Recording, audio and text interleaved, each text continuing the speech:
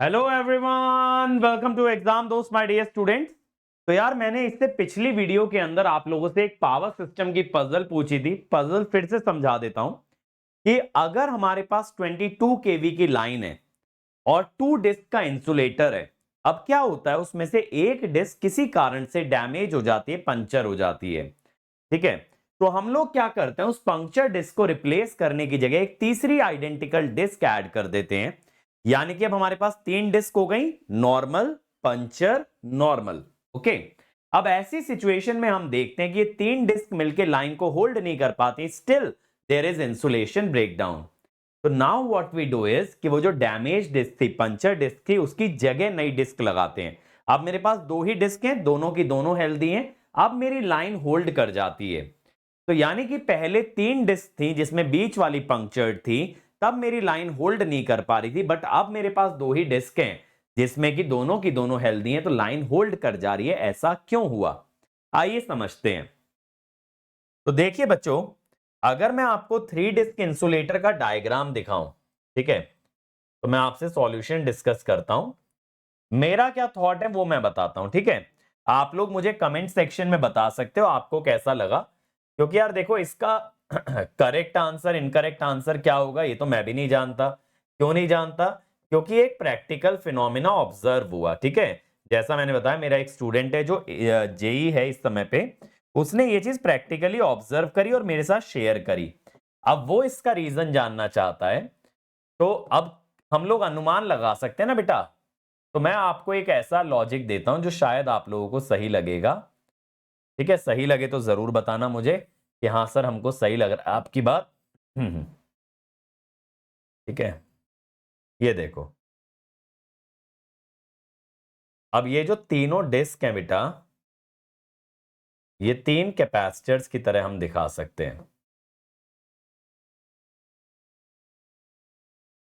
ठीक है, ये आपकी शंट कैपेसिटेंस होती है जो कि between the insulator disc and your tower होती है, और एक आपकी सीरीज कैपेसिटेंस होती है जो कि सेल्फ कैपेसिटेंस होती है जो कि पिन टू पिन कैपेसिटेंस कहलाती है। तो ये CM, CM, CM, CS, CS. ठीक है, अब ये वो वाला केस है बेटा जब आपके पास 3 डिस्क थी। अब मैं एक केस लेता हूं जहां मेरे पास मात्र 2 ही डिस्क हैं। ठीक है, 2 डिस्क अगर मेरे पास हैं तो ये मैंने डिलीट कर दिया।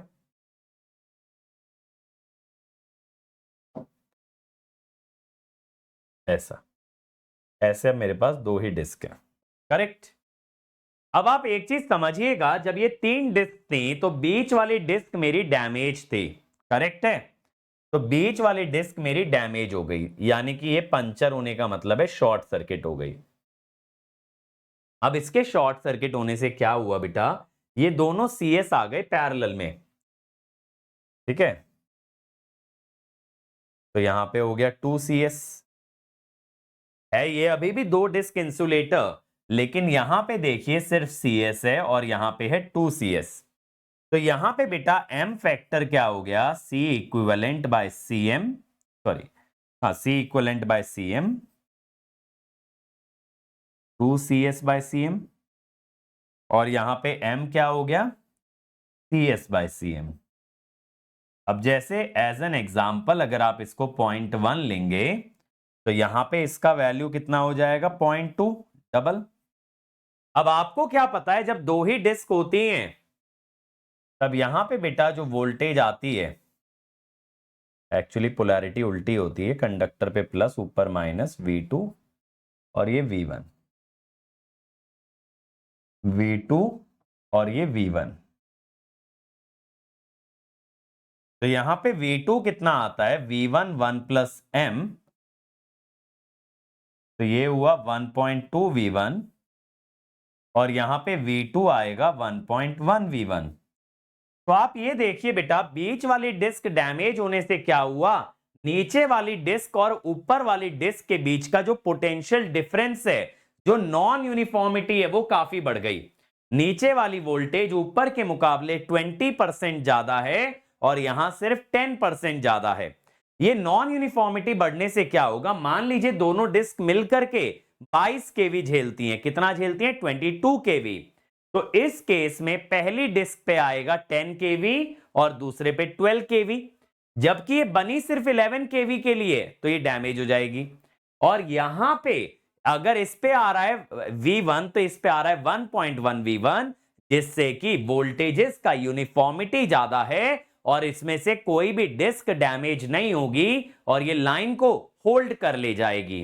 तो डिफरेंस किस बात का आया, 3 डिस्क में अगर बीच वाली डिस्क डैमेज है तो आपका शंट कैपेसिटेंस बदल गया, जिससे नॉन यूनिफॉर्मिटी का ये जो M वाला फैक्टर होता है ये फैक्टर बदल गया, वोल्टेजेस ज्यादा नॉन यूनिफॉर्म हो गई, एक डिस्क पे ओवर वोल्टेज आ गई और एक डिस्क पे वोल्टेज कम रह गई।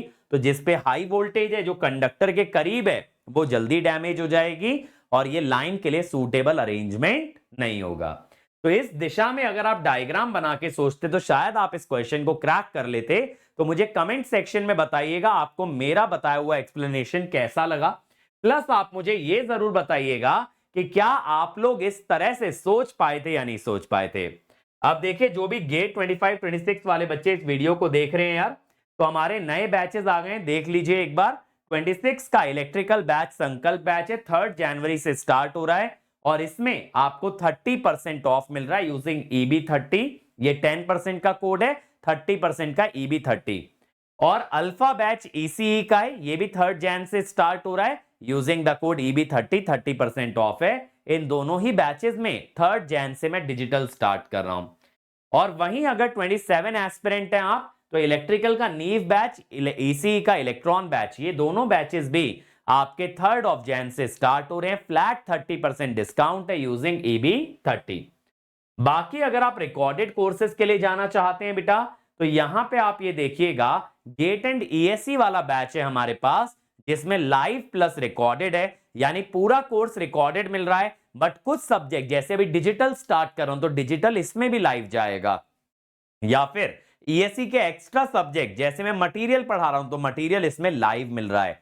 तो यहां गेट और ESE का फुल टेक्निकल मिल रहा है, इस पे भी 30% ऑफ है, लेकिन एक एक्स्ट्रा बेनिफिट है, 12 मंथ्स पे 3 मंथ्स एक्स्ट्रा मिल रहे हैं और 24 पे 6 मंथ्स आपको एक्स्ट्रा मिलते हैं।